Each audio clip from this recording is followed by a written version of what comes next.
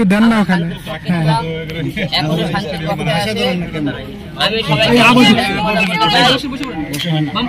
আর আমার কথা একটু নেন না ওখানে, সাউন্ড আসতেছে না। আমাদের মাননীয় প্রধানমন্ত্রীর কাছে কি করছেন আমার সরানো স্যার?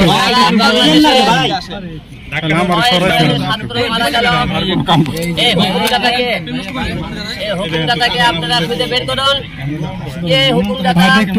যারা আমাদের এত ছাত্র মেরে ফেলে দিল, আমাদের বাংলাদেশে এত সম্পদ ধ্বংস করলো, এবং আমাদের আজকে ছাত্র আন্দোলনের মধ্যে বিভিন্ন রাজনৈতিক দল বিভিন্ন লোককে ঢুকে বিভিন্ন ছাত্রকে হত্যা করা হইতেছে।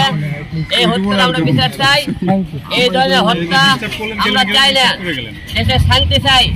কারণ আপনারা একটা চিন্তা করবেন, আমাদের বাংলাদেশের আজকে যে সম্পদকে ধ্বংস হয়েছে, এই সম্পূর্ণ আমাদের সম্পদ, আমাদের টাকা ধ্বংস হয়েছে।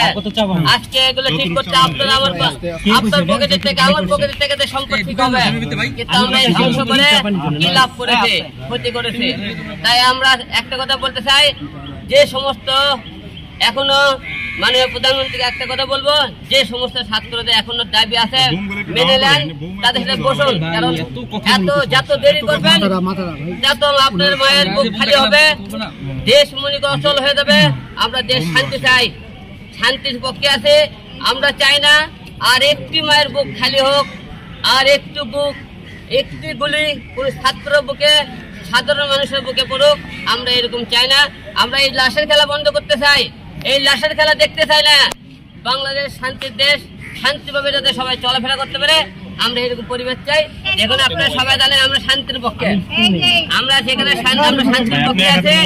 এবং আপনারা সবাই জানেন গতকাল আমি ছাত্র আন্দোলনের সাথে ছিলাম, সেখানে কালকে কথা বলাতে কালকে রাত 11টায় আমাকে মেরে ফেলে তার হুমকি দেয় যে হিরো আলম কালকে তুই রাষ্ট্রের ছাত্রদের পক্ষে কথা বলছিস কেন, ছাত্রদের পাশে কেন? কালকে রাত্রে 11টায় কালকে আমাকে হুমকি দেয়, তারা মেরে ফেলে হুমকি দেয়। আমার কল রেকর্ড আছে এবং সেই লোকের আমরা সবকিছু ঠিকানাও বের করেছি।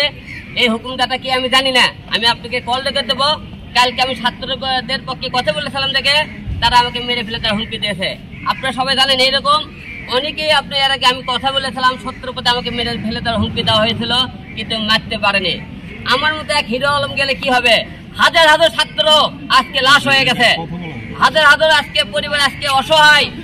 কই একটি হিরো আলম গেলে কিছু হবে না, কারণ সত্যের পক্ষে কথা আগেও বলেছিলাম, এখনো বলেছি, ভবিষ্যতেও বলবো।